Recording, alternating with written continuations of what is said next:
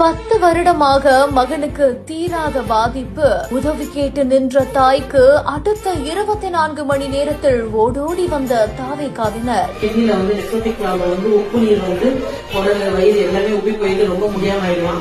ஆக்சுவலா அவங்க ஒரு 10 வருஷமாவே இந்த ட்ரீட்மெண்ட் நாங்க எடுத்துட்டு இருந்தோம். அப்பதான் 2 மாசமா எல்லா ஹாஸ்பிட்டலும் போய் பார்த்துட்டேன். நிறைய செலவு பண்ணிட்டு ஒரு 6-7 லட்சம் நான் செலவு பண்ணிட்டேன். கடவுளாக வந்து காசை அள்ளி கொடுத்து தாவேகாவினர் செய்த நிகழ்ச்சி செயல். கண்கலங்கி நன்றியை தெரிவித்த தாய்.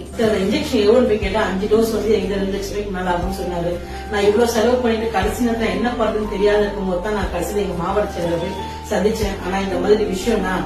ஆனா அண்ணன் எனக்கு வேலைக்கிழமையே என்னை கூப்பிட்டு 1.5 லட்சம் ரூபாய் கையில கொடுத்து, நீ உன் பிள்ளைக்கு போயிட்டு ஃபர்ஸ்ட் நீ போய் ஊசி போடுமா, நீ முதல்ல நீ ஸ்டார்ட் பண்ணுமா, நான் திருப்பி நான் கண்டிப்பா முடிஞ்ச உதவியை நான் பண்றேன்னு சொல்லி எனக்கு சொல்லியிருக்காரு. என்னோட பிள்ளைக்கு இந்த விஷயத்த பண்ணி கொடுத்ததுக்காக நான் அனைவருக்கும் என்னுடைய நெஞ்சாத நன்றி நான் தெரிவிச்சுக்கிறேன். சென்னை புறநகர் மாவட்டம் ஆலந்தூர் தெற்கு பகுதி மகளிர் அணி தாவேகா நிர்வாகியான சுகன்யா அப்படின்றவங்களோட மகனுக்கு கிட்னி பாதிப்பு ஏற்பட்டுச்சாம். இதனால மருத்துவமனையில் அனுமதிக்கப்பட்டு இதுவரைக்குமே 5 லட்சத்துக்கு மேல செலவு செய்த நிலையில மேல் சிகிச்சைக்கு இன்னுமே 1.5 லட்சம் ரூபாய் தேவைப்படுது அப்படின்றதுனால சென்னை புறநகர் மாவட்ட வாட்ஸ்அப் குரூப்ல அவங்க ஷேர் பண்ணிருக்காங்க.